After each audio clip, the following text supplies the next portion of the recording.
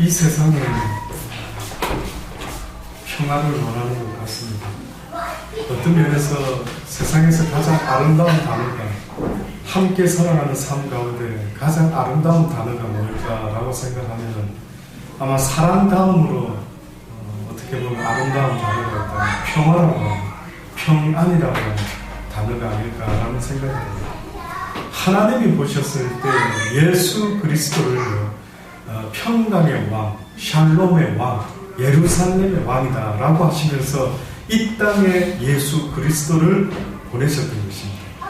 또다시 말하면 평화가 없는 세상에, 화목이 없는 세상에, 심령의 평안함이 없는 이 세상에 예수 그리스도를 보내시면서 이가 바로 너희들을 평안으로 다스릴 만군의 여호와 하나님이시다 라고 그렇게 선포를 하신 것입니다.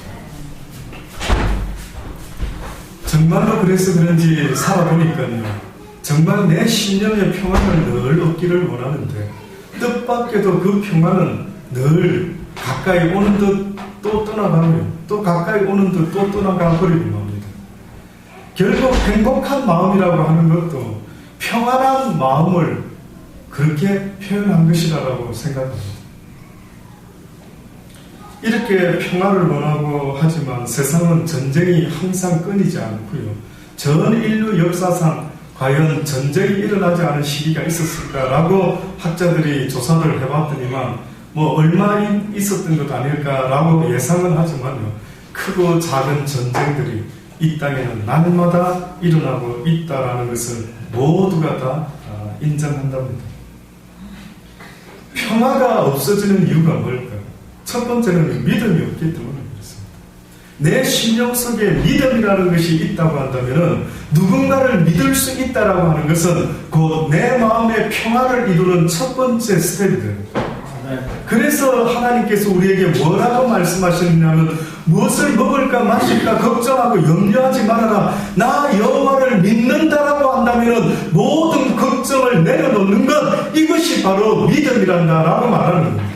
내가 살면서 누군가를 믿을 수 있다라고 하는 것은 얼마나 복인지 모릅니다. 어머나 저 사람은 왜 저렇게 평안해? 어머 저 사람은 왜 저렇게 걱정 근심을 안 해? 믿는 구석이 있는 모양이지. 믿는 구석이 있을 때 뜻밖에도 어떤 사람의 모습 속에서는 걱정 근심보다는 평안함을 유지하는 것을 볼 때가 있지 않습니까? 더군다나 인생에 있어서 마지막 종착점인 죽음이라는 문 앞에 섰을 때 그 사람이 한평생 어떠한 마음으로 살아왔는지를 확연하게 알 수가 있습니다. 대부분 사람들이 평안을 유지하다가도 뭐 앞에서는 그 평안이 다 도망가 버리고 마는 줄 아십니까? 그것은 바로 죽음 앞에, 뜻밖이지. 죽음이라는 문턱 앞에서 얼마나 그동안 애를 써왔는데도 불구하고 어떤 사람들은 마지막 그 순간에 죽고 싶지 않아 라고 외치면서요, 그 죽음 앞에서 막 몸부림을 치는 일들을 얼마나 많이 보게 됩니까? 결국은 믿음이라고 하는 것은 어느 때까지 믿을 수 있을 때 믿음이라 말할 수 있느냐면 죽음조차도 그 앞에서 두려워하지 않는 마음을 가진 사람, 이 사람을 가리켜서 성경은 믿음 있는 자다라고 말합니다. 그 사람이 바로 믿음 있는 자인 것입니다.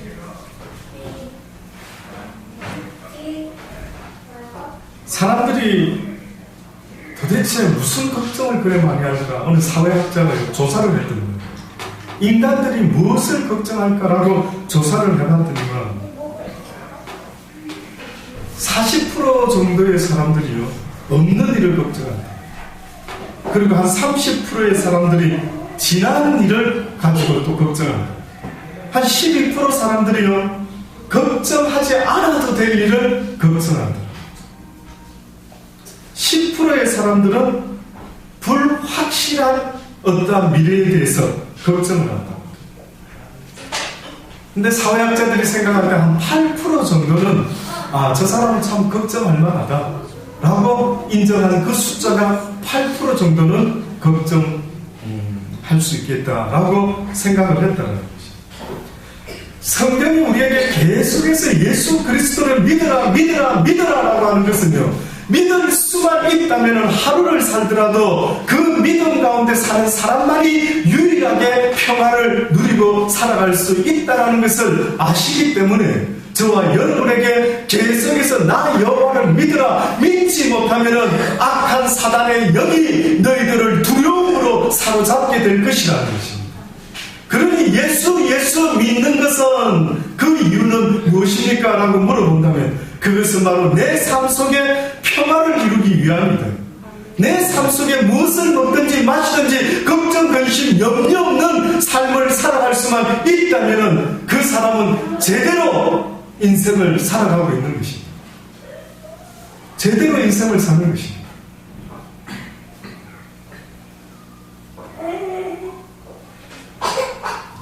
네덜란드에 유명한 어떤 의사 볼 하페라고 하는 사람이 있었던 모양입니다. 그 사람이 의사로서 살다가 아마 1738년에 70살의 나이로요, 그 사람이 죽게 됩니다. 근데 원체 이 의사가 성실하고 유명해가지고 주변에 그 마을에, 그 도시에 이 의사를 모르는 사람이 거의 없을 정도로 아주 유명했던 의사였던 거예요.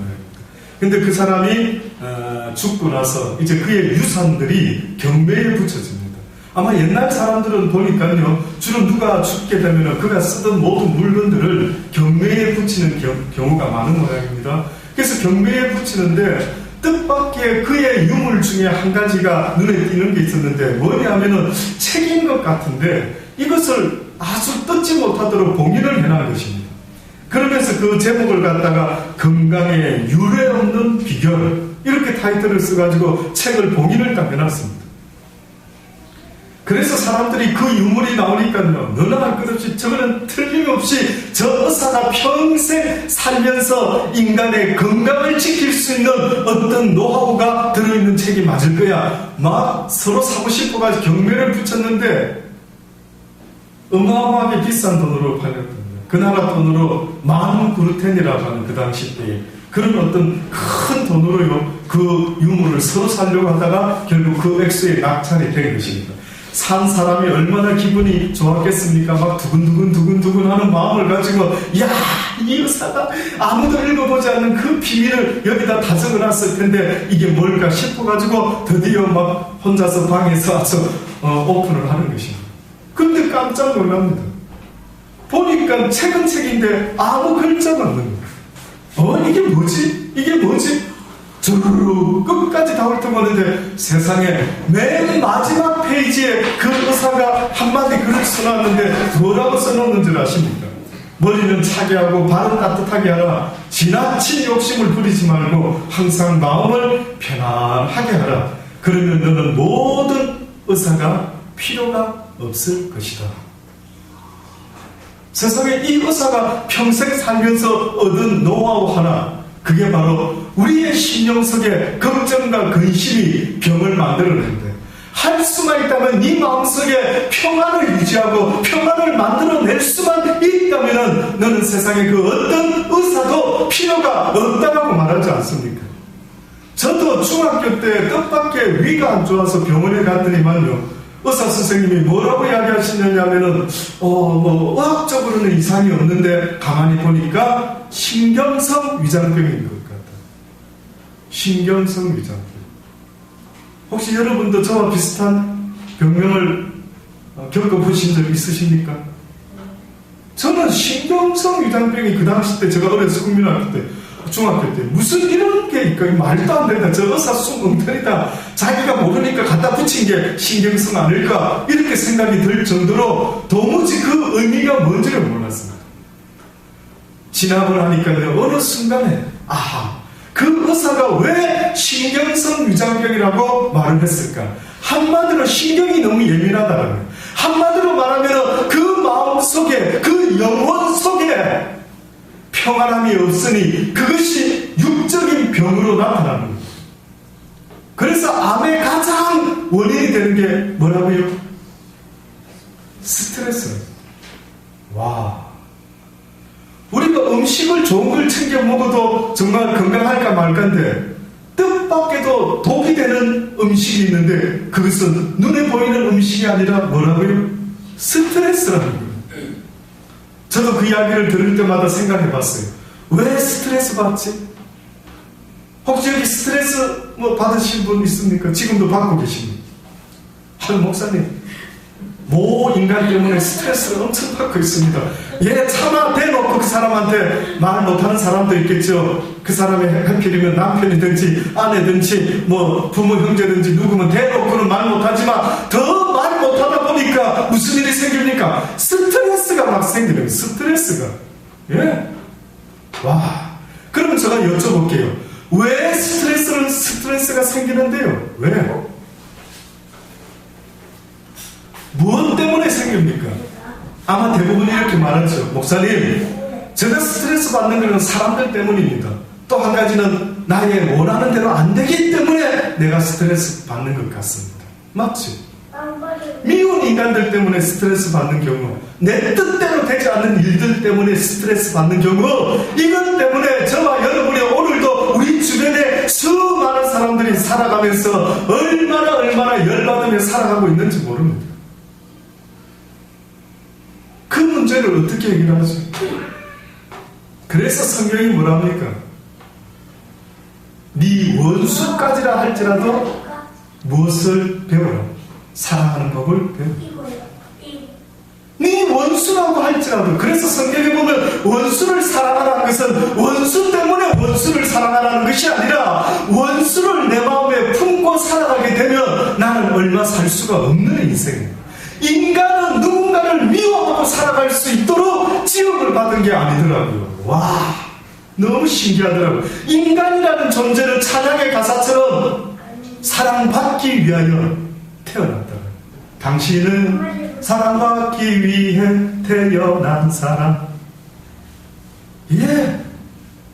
어느 인생 할 것 없이 저도 가만히 살아보니까, 인생 살아보니까요, 인간이라는 존재는 사람의 그 하나님의 그 형상을 닮은 그 사람으로 그들을 사랑할 수 있을 때 그들이 제대로 된 인간의 모습을 가지고 살아가게 되는 겁니다. 이렇게 중요한 게 사랑입니다. 그래서 늘 말씀드리지 않습니까? 사랑은 순간적인 좋은 감정이 아니라 사랑이라고 하는 것은 의지다. 사랑은 내 인생에 있어서 선택사항이 아니라 필수다. 내 마음에 하나님의 사랑을 배우지 못하고 그 사랑을 내 이웃에게 실천해 보이지 못하면 내 인생은 실패가 되어버립니다. 결국 어느 인생이 힘든 인생입니까? 라고 말할 때 한마디로 사랑 없는 인생을 살아갈 때 그 인생이 가장 힘든 인생입니다. 여러분 생각에는 돈 많으면 무조건 행복할 것 같지요? 그 집안을 들여다볼 수만 있다면 한번 들여다보십시오. 그 집안에서 육선이 가득하고 돈이 엄청 많은데도 불구하고 희한하게 싸우는 겁니다. 이상하게 가족인데 그 가정에서만큼이라도 우리가 말하는 이 사랑이 이 가정을 다스려야 될 텐데 도대체 이 집안 구석에 우리 가족들을 지배하고 있는 그 다스림은 뭘로 지금 다스리고 있는? 왜 우리 집안은 모이기만 하면 싸우네? 왜 우리 집안은, 우리 부부는 왜 평화로운 날보다 이 세상에 전쟁이 있는 것처럼 우리 집안도 왜 이렇게 평화롭지 못하고 다툼이 많으냐? 무엇 때문일까요? 성경은 말씀합니다. 수고하고 무거운 짐진 자들 다 내게로 오라. 내가 너희를 쉬게 하리라. 다시 말하면은 사랑이 없는 인생을 사는 자들아, 네 인생의 무게가 얼마나 무거운지 너희 스스로 잘 알 것이다. 너의 인생의 무게가 무거운 것은 네가 재수가 없어가지고 어떤 나쁜 인간을 만나가지고 살기 때문에 네가 그렇게 인생이 힘든 것이 아니라 네 속에 배웠어야 될 하나님의 사랑을 배우지 못했기 때문에, 사랑의 가치를 못 느끼고 있기 때문에, 얼마나 그 사랑이 중요하고 그 사랑을 위해서는 내가 어떻게 변화되어야 되는지를 네가 생각하지 못하고 있기 때문에 아직도 네 인생이 너무나 수고스럽고 너무나 무거운 것이. 사랑이 많은 사람은요, 아무리 어려운 일을 하더라도 그 얼굴에 얼마나 밝은지 저는 그걸 분명히 체험했습니다. 제가 처음 결혼했을 때 저희 아내가 저희 아내 눈에 남자는 저밖에 더 보였겠습니까? 제가 총각 때 살았던 대연동에 집이 조그마한 아파트가 있었는데 그 좁은 방에 이제 호주로 떠난다고 해서 살았던 적이 있었어요. 야, 그런데 사랑의 힘이 너무 놀랍다는 거 저는 그때 잊지 않습니다. 아무리 아내가 결혼해서 이제 저녁에 피곤하다 하더라도 제가 갑자기 배가 출출한데 라면이라도 하나 끓여 먹을까? 나보고 끓여 먹으라면 귀찮아서 그냥 안 먹을 것 같은데 세상에 결혼한 나의 아내는요 그 남편이 조금 배가 출출한데 하니까 라면 끓여주겠다고 가서 계란 동동 띄워가지고 깨소금까지 뿌려가면서 얼마나 그 사랑의 힘이요 조금도 그를 피곤하게 하는 걸 못 느꼈어요. 저는 그 사람이 저를 위해서 일할 때에, 저를 위해서 뭘 할 때에 어머나 너무 놀라운 것은요 너무 피곤해하지 않는 겁니다. 나를 위해서라면 자기의 생명까지도 다 내어놓을 듯한 그 사랑을 저는 보았습니다. 그래서 저는 얼마나 사랑의 힘이 이렇게 대단하구나. 그런데 1년이 지나고 2년이 지나고 3년이 지나면서 어느 순간에 아내가 변하기 시작하는 것입니다. 배가 출출하다고 불명이 많았는데 옛날에는 1분도 지체치 않고 달려갔는데 그냥 참고 먹으라 하지 않습니까? 그때의 저 마음속에 이게 무슨 분명히 몇 년 전에는 달려가서 해줬는데 어째서 지금은 참고 먹으라 하고 그냥 배고프면 당신이 챙겨 먹든가 이런 너무 저는 그게 충격이었습니다. 여러분은 못 느끼시죠? 아내분들은 잘 못 느낄 수 있습니다. 근데 저는 그 첫사랑의 모습이 너무 저한테는 아름다웠기 때문에 늘 그걸 생각하며 먹고 살아갈 것 같아요. 그런데 어느 날 뜻밖에도 아내 입에서 그냥 참고 자라는 말을 들었을 때 아무 말도 아닌데 그 말은 저한테 얼마나 큰 충격이 되었는데 그거 표현했다가는 남자가 너무 쫀쫀하지 않을까 이런 소리 들을까봐 차마 말을 못했지만 오늘 설교를 하면서 처음으로 말하는 고백입니다. 제가 돌이켜보니까 그때 그 말이 충격이더라고요. 그렇구나. 사랑이 식어가는 인생. 부부 사이에라도 사랑이 식는 그 순간부터 어떻게 보면 인생의 짜릿한 그 인생의 짜릿함이 점점 나에게 사라지고 있구나. 내 속에 사랑이 없다는 그 말은 나의 인생에 아주 황금기가 지금 떠나가고 있구나라는 게 느껴진다. 위협감을 느끼는 것입니다. 그래서 오죽에 쓰는 성경의 계시록에 보면 에베소서에 뭐라고 말합니까? 너희의 나 하나님에 대한 첫사랑을 어디서 잃어버렸는지 생각합니다. 왜 굳이 첫사랑이 있고 나중사랑이 있을까? 그건 아니죠. 다시 말하면 정말로 제대로 된 오리지널 사랑을 늘 간직하며 사는 자가 복된데 어찌하여 너희가 나에 대한 그 첫사랑을 잃어버렸는가? 이게 슬픈 이야기예요. 그래서 제가 언젠가 시드니에서 신학교에서 강의를 해봤을 때에 야간반을 강의하면서요. 제가 거기 나이 많은 학생들이 많이 있었습니다. 그 중에 남자 집사님한테 수업 중에 이제 어떤 질문을 하게 됐습니다. 그때 그분이 한 말이 기억나더라고요. 제가 그랬죠. 결혼하신 지 얼마 되셨습니까? 예, 15년 됐습니다. 그래서 지금 혼자 계시니까? 예, 지금 신학교 공부하면서 호주에 살아보려고 비자 때문에 일단 가족들은 한국에 있고 제가 먼저 나왔습니다. 힘드시겠습니다. 예, 괜찮습니다. 근데 그렇게 사랑하는 가족을 떠나서 그렇게 살기 어려우실 텐데 솔직히 아직도 그때처럼 아내를 사랑하십니까? 그래 물어봤더니 그 집사님이 저의 질문에 아니 무슨 저런 질문이 있지? 이런 놀라는 표정을 지으면서요. 뭐라고 하는지 아십니까? 싱긋이 웃더니만 그분이 하시는 이야기. 목사님 15년 살았는데 무슨 사랑을 가지고 삽니까? 정이지요 정 이러더라고요. 정으로 살아간다. 그럼 굳이 사랑해서 결혼해서 살아간다. 그 무슨 의미지? 무슨 특별한 의미가 있는 건가? 그런 생각이 들어요. 정은 굳이 아내가 안 되어도 남편이 안 되어도 정 붙이고 마음 나누며 사는 사람들은 자기가 좋아하는 그런 클럽을 찾아다니다 보면 많이 있는데 굳이 정으로 살 것 같으면 과연 그렇게 부부로서, 부모와 자식으로서 그렇게 살아갈 게 있을까? 오늘 성경 말씀은 우리에게 그 평화가 얼마나 중요한지를 예수 그리스도를 통해서 설명하고 있습니다. 그러므로 생각하라. 너희는 그때에, 다시 말해 너희는 예수 그리스도를 알지 못할 때에 이방인으로 살지 않았느냐? 지금 바울이 이런 이야기를 하면서 에베소 교인들에게 하면서 무슨 이야기를 하냐면, 유대인과 이방인들, 너희들이 어떻게 보면 섞이지 못했지?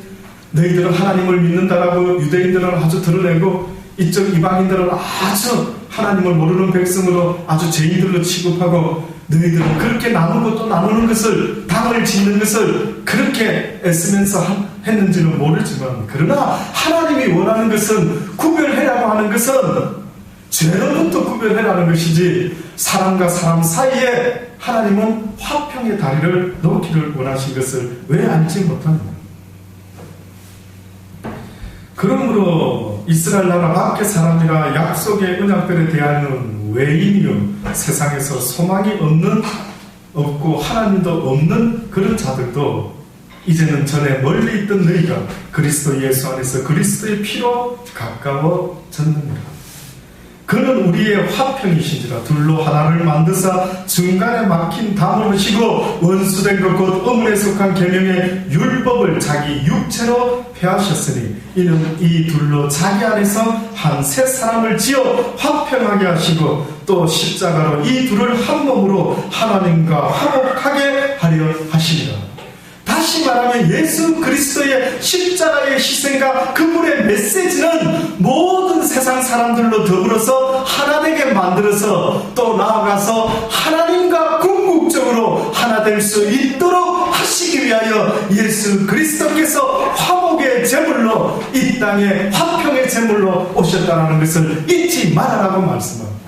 그러니 예수님을 배운 사람의 그 삶의 가치관은 한마디로 평화를 만드는 자예요. 화평을 만드는 사람이어야 합니다.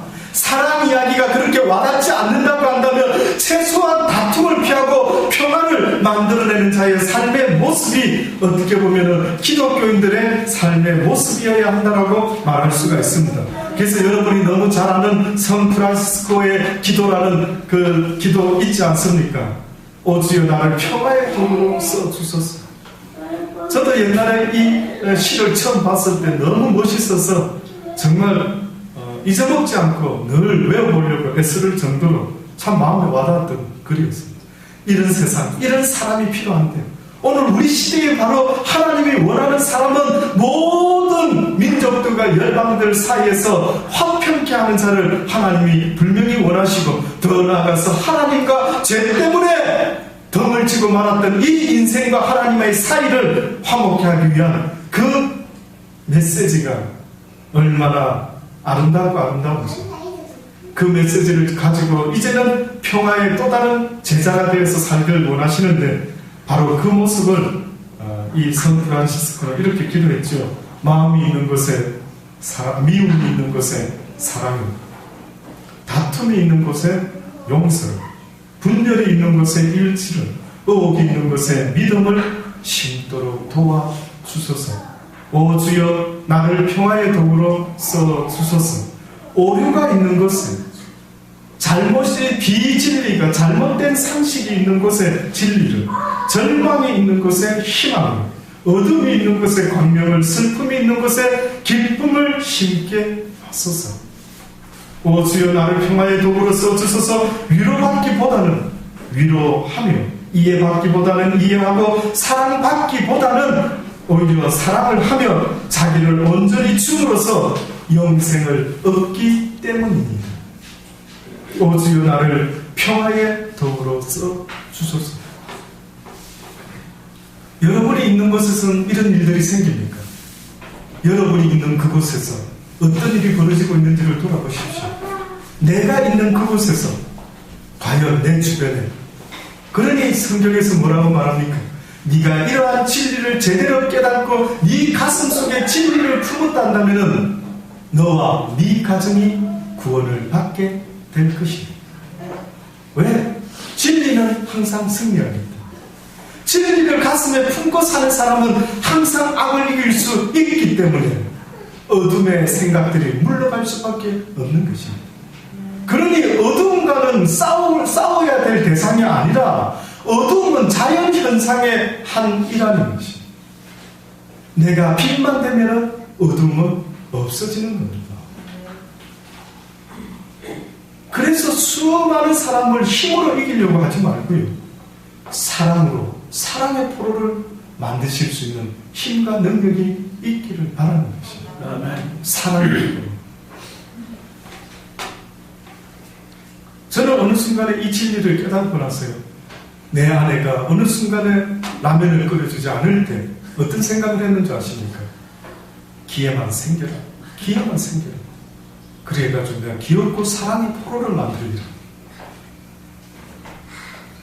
그래서 본인이 굉장히 미안스러울 때, 굉장히 큰 실수를 했을 때, 엄청난 폼나는 사랑의 모습을 한번 멋지게 사랑을 쏘는 거예요. 그럴 때 그 상대방이 어떨 것 같습니까? 세상에 이 사람이 이런 사람이었어. 뭐 이러면서요. 막 특히 여자분들은 왜 그런 걸 감동하지 않습니까? 네. 남자들은 뭐 보는 것에 감동을 받는다는데 여자분들은 듣는 것에 감동을 받는다. 그래서 여자분들은, 아내들은요, 남편과 대화하는 걸 그리 좋아하고 남편의 그 사랑의 표현들, 용기, 격려, 막 이런 것에 여자분들은 막 목숨을 걸고 평생 밥해주는 거 아니겠습니까? 네? 어떻게 보면. 그러니 저도 그걸 깨닫고 나서 이건 진리 같아. 이건 진짜 진리 같아. 찬스만 생겨라. 인생 후반전을 사랑의 포로로 만들리라. 뭐 이런 생각을 해보면 있어요. 여러분은 그래 애써보신 적 있으십니까? 아니면 여러분이 스타일이 뭡니까 도대체? 힘과 막 폭력으로, 막 억압으로, 큰 소리로, 뭐야, 나 필요해! 옛날 조선시대나 통했는지 모르지만, 과연 우리 시대에 그렇게 남편들이 해서 과연 가능하겠습니까? 우리 전도사님 일하는 어디죠? 청소년 복지센터입니다. 왜 남자애 하나가 이렇게 막 돌다가 이제 드디어 그 아이를 뭔가 좀 영향을 끼치려고 청소년 복지센터로 누가 하나 왔다는 거 얼마 전. 근데 전도사님 이야기를 들어보니까 그 아이가 눈빛이 장난이 아닙니다. 얘는 학생의 눈빛이 아니고 학생이. 어머나, 쟤는 눈빛이 그 속에 뭐가. 근데 그 부모님이 아버지가 하는 이야기를 들어보니까 이 아들이 아마 학교에서 짱이었던 거예요. 근데 점점 애들이 1년, 2년 사이에 다르게 친구들이 더 키가 크고 덩치가 더 좋아지고 뭐 이러면서 짱에서 뭐 밀려난 모양이죠. 그 폭력적인 그 어떤 성향이 있어가지고요. 막 지는 거를 뭐 하필이면 그 나쁜 것을 지고 싶지 않았는지 그 아이가 그런 모습으로 계속 막 어쩔 줄 몰라다가 이제는 엄마 아빠까지도 폭력을 시켜요. 와, 도대체. 그렇죠. 우리가 그 이야기 들을 때마다 그 아이, 그 부모도 문제 있는 거 아니야? 그럴 수 있겠죠, 부모도. 예. 부모가 도대체 뭘 보여줬으면 아이들이 그렇게 폭력적으로 자라는 거야? 뭘 보여줄 것 같습니까? 저도 죄송하지만은요, 대한민국에서 남자로 태어나서 살아가는 저도 포함해서 제가 외국에 나가서 살면서 뜻밖에도 책상에서 배우지는 아니했지만 그들이 살아가는 모습 속에서 너무나 성경적인 모습들을 한 번씩 볼 때가 있는데 그 중에 한 가지가 또 뭐였느냐면은 바로 남편들이 아내에게 표현하는 그 모습을 보고 깜짝 놀랐습니다. 세상에 뭐 밥 먹다가도 뽀뽀 쪽, 뭐 가다가도 뽀뽀 쪽. 이야, 이거 무슨 민망성이. 저는 민망이가 눈을 들 데가 없어요. 눈을 들 데가. 저는 저희 부모님 살면서 뽀뽀하는 거 본 적이 죄송한데 한 번도 없었습니다. 오히려 본 게 있다면 뜻밖에도요 다투는 걸 많이 봤습니다. 막 음성 높이면서 엄마 아빠가 뭐 때문에 싸우시는지 모르지만 어렸을 때 제가 표현도 못했지만 엄마 아빠 다툴 때 그냥 방에 딱 숨어가지고 그냥 숨죽이고 불통이 나에게 튀지 않을까 염려하는 마음으로 숨어 지내던 그런 기억들은 너무 많습니다.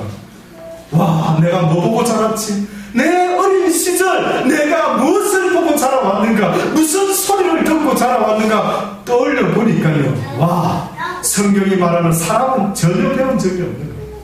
그 평안을 배운 적이 없는 겁니다. 그 평안함을 배운 적이 되더라고요.